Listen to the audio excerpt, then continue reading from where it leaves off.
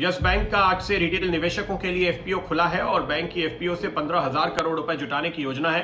हमारे साथ बैंक के एमडी और सीईओ प्रशांत कुमार जी जुड़ रहे हैं इस पर बात करने के लिए। प्रशांत जी, बहुत बहुत स्वागत है आपका।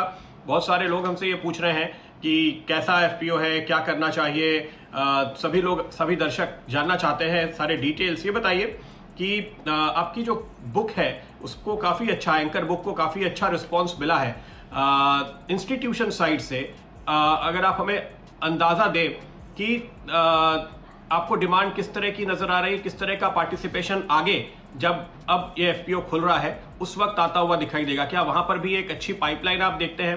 काफी इन्वेस्टर्स आपके संपर्क में है, कमिटमेंट कर रहे हैं? अगर आप देखें, जैसे आपने कहा बिल्कुल कि हमारी एंकर बुक में बहुत अच्छा रेस्पॉन्स और अच्छे इन्वेस्टर, अगर आप देखें 75% इन्वेस्टमेंट हमारा एफपीआई का है, जिसमें तीनों ज्योग्राफीज यूएस से भी हैं, हांगकांग साइड से भी हैं और लंदन से भी, और 25 डोमेस्टिक। तो हमारा कोशिश यही था कि जो हमारा अभी इन्वेस्टमेंट हो, इन्वेस्टर हमारे यहाँ लॉन्ग ऑन इन्वेस्टर हों और अच्छे नाम हों, जिससे कि आगे बैंक उनके साथ काम। ओके। अच्छा, ये बताइए, जो 15,000 करोड़ रुपए की आप फंड रेजिंग कर रहे हैं, इससे आपके कैपिटल एडिक्वेसी, आपके रिटर्न रेशियोज में किस तरह का इजाफा होगा, और इसके बिना पर अब आपके ग्रोथ प्लान आगे क्या है? क्योंकि कैपिटल रेज करने के बाद सबसे पहली बात जो हर एक बैंक से हम पूछते हैं कि भाई इस कैपिटल के बिना पर अब आप कितनी ग्रोथ करेंगे? तो इस कैपिटल रेस के बाद हमारा जो सीईटी रेशियो है वो आज 6.3 है, जो कि बढ़ के 13% हो जाएगा। और साथ में हमने अपनी बिजनेस स्ट्रेटेजी शेयर करी है पहले भी, कि हमारा जो फोकस रहेगा वो रिटेल और एमएसएमई लोन पर ज्यादा होगा, और कुछ टाइम के लिए हम लोग भी कॉर्पोरेट लोन से थोड़ा सा दूर रहेंगे। एक बार जब सिचुएशन स्टेबलाइज हो जाएगी गोइंग फॉरवर्ड, तो उसके बाद कॉर्पोरेट।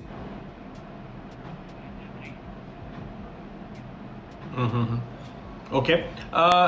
इसके साथ ही जो एक बड़ा प्रेशर पॉइंट तमाम बैंक्स पे दिखाई दे रहा है, वो है कोविड की वजह से बढ़ते हुए एनपीएस, और उसके लिए प्रोविजनिंग की जा रही है।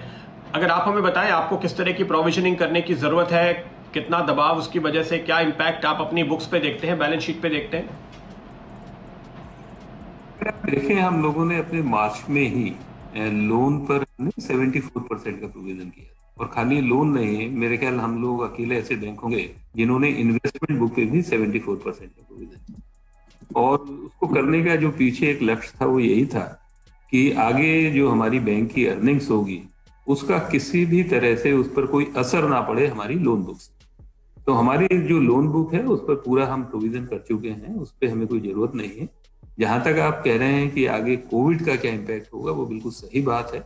आज की डेट में एग्जैक्टली ये पिन पॉइंट करना कि कोविड का कितना इम्पैक्ट होगा, ये बहुत मुश्किल चीज है।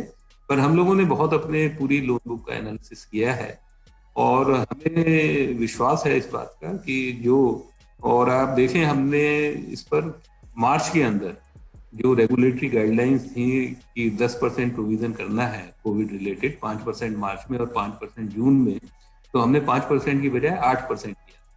तो अभी हमारी जो जरूरत है वो खाली 2% रह गई जून क्वार्टर में करने। तो हमने वो प्रोविजन किया है, और आगे वाले टाइम में हमें पूरा विश्वास है कि जो भी कुछ स्लिपेज होगी उसमें जो हमारा ऑपरेटिंग प्रॉफिट होगा वो उसका ध्यान रख पाए।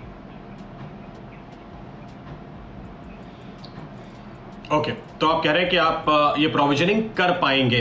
एक और इंटरेस्टिंग बात है जो कि इस खास तौर पे यस बैंक के मामले में पिछली बार हुआ था कि लॉक इन के साथ शेयर अलॉट किए गए थे। काफी सारे दर्शक, काफी निवेशक हमसे ये पूछ रहे हैं कि क्या किसी किस्म का लॉक इन है?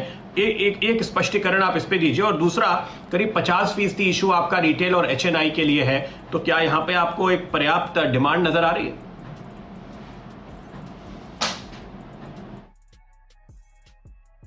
तो मैं क्लैरिफाई करना चाहूंगा कि इस इशू में किसी भी तरह का कोई लॉक इन नहीं है। लॉक इन सिर्फ जिन लोगों के पास शेयर 13 मार्च की रात को थे उन्हीं शेयर्स पे लॉक इन था। उसके बाद भी अगर किसी ने कोई शेयर खरीदा है तो उस पर लॉक इन नहीं है, और इस इशू में किसी तरह का कोई लॉक इन नहीं है।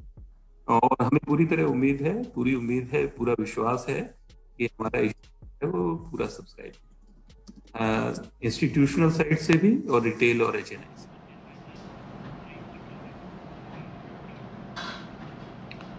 ओके, बहुत बहुत शुक्रिया प्रशांत कुमार जी आपका हमारे साथ जुड़ने और ये पूरी जानकारी देने के लिए। तो यस बैंक के फॉलो ऑन पब्लिक ऑफर में 12 से 13 रुपए के बीच में प्राइस बैंड तय किया गया है। करंट प्राइस से काफी नीचे है, हालांकि काफी सारे इन्वेस्टर्स, बड़े इन्वेस्टर्स के नाम यहां पर सामने आए हैं, लेकिन मोटे तौर पे इस बात की चिंता है कि काफी प्रोविजनिंग करनी पड़ेगी आने वाले दिनों में जब मॉरेटोरियम खत्म हो जाएगा। तो जैसे कि प्रशांत कुमार जी आपको बता रहे थे कि वो ये प्रोविजनिंग करने के लिए पूरी तरह तैयार है और इस इशू से उसमें और मदद मिलने की संभावना दिखाई देती है। ग्रोथ को लेकर एक कॉशियस व्यू, जो कि जाहिर सी बात है क्योंकि यस बैंक काफी मुश्किलों से गुजरा है, तो इस समय बैलेंस शीट को मजबूत रखने पर जोर है, उसके बाद ग्रोथ पर फोकस आपको दिखाई देगा।